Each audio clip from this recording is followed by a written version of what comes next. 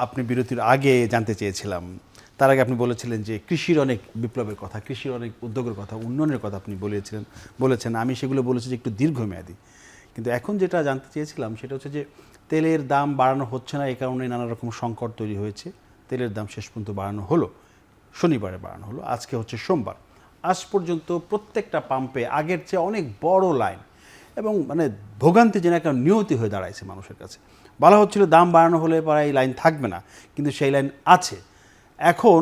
এর আগে আপনাদের সরকারের পক্ষ থেকে বলা হয়েছিল যে 2 মাসের মজুত আছে, আমরা আরও জুনের জন্য চেষ্টা করছি। তাহলে এত সংকটের কথা বললেন এবং শেষ পর্যন্ত এই সংকটকে আসলে সরকারের ব্যবস্থাপনায় সংকট, সরকারের ব্যবস্থাপনার সংকট কিনা, দেখুন সংকটটা আসলে আমাদের সবার জন্যই, সরকারের জন্য, বিরোধী দলের জন্য, সমালোচকদের জন্য, ভুক্তভোগীদের জন্য, সবার জন্যই সংকট। এই সংকটটা আসলে মানুষ সারা বিশ্বে একটা অনিশ্চয়তার মধ্যে। অনেকে মনে করছে যে এই বোধহয় আগামী 6 মাস পর বোধহয় আর পৃথিবীতে তেলই পাওয়া যাবে না, এমন মানে মানুষ আশঙ্কাও অনেক বেশি। বলতে পারেন তো সরকার মানুষকে তাহলে শৃঙ্খলার মধ্যে আনতে পারছে না কেন? তেল তো দিচ্ছে দিন শেষে, তাই না? তেল তো আসছে। দেখুন এটা এমন হঠাৎ করে হয়েছে, নতুন সরকার, বিশ্বে এই অবস্থা। আপনার সাথে সাথে রাতারাতি তো একটা অ্যাপ তৈরি করা যায় না। তারপরেও তো আমরা বিভিন্ন জায়গায় অ্যাপ তৈরি করেছি। আমাদের কিন্তু আপনি দেখেন 1,46,00,000 টাকা শুধু জরিমানা করা হয়েছে। কত জনকে চিন্তা করেন, 3,500-এর উপর মামলা করা হয়েছে। আপনি প্রায় 45,000 লিটারের মতো তেল উদ্ধার করা হয়েছে। আর কি করবে এখন? যেটা করতে পারে সেটা হচ্ছে যে সবকিছুর তো একটা শেষ আছে। ইতিমধ্যে যেমন আমার ডিস্ট্রিক্টে তারা একটা লোকালি অ্যাপ তৈরি করে ফেলেছে, ডিসি এবং বিভিন্ন ইউনোরা মিলে। আমরা এটা দিয়ে ইতিমধ্যে শুরু করে দিয়েছি, এটা অনেকটা ইজ হয়ে গেছে। 1, 2, যারা অবৈধ মজুতদারেরা থাকবে, এরা যুগে যুগে ছিল, কিন্তু সরকার কিন্তু ইতিমধ্যেই আপনারা ঢাকা শহরে দেখেন যে ফুয়েল পাম্পগুলোতে ফুয়েল কার্ড দেওয়া শুরু করেছে। সো এটা যখন হয়ে যাবে ইন এ উইক ম্যাক্সিমাম, আমার মনে হয় সবকিছু কুল ডাউন হয়ে যাবে।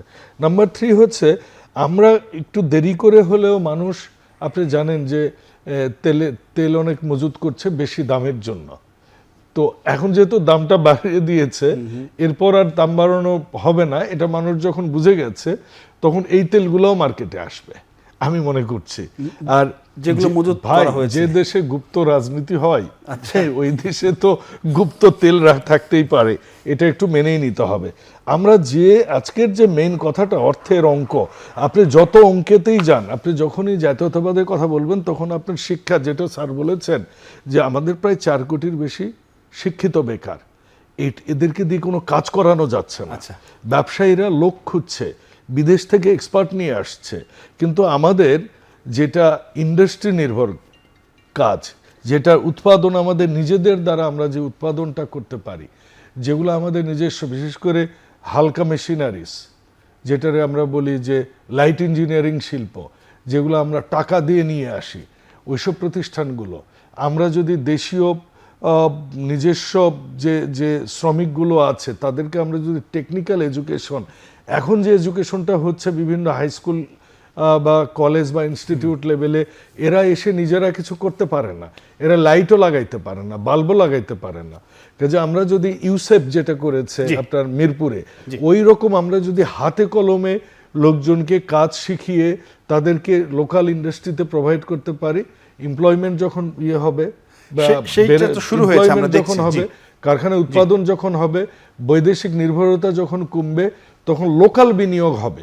সবচেয়ে বড় কথা হচ্ছে লোকাল বিনিয়োগ হলেই কিন্তু লোকাল সঞ্চয় হবে, লোকাল সঞ্চয় হলেই এটা ফার্দার বিনিয়োগে আসবে, ইকোনমি আপ হবে।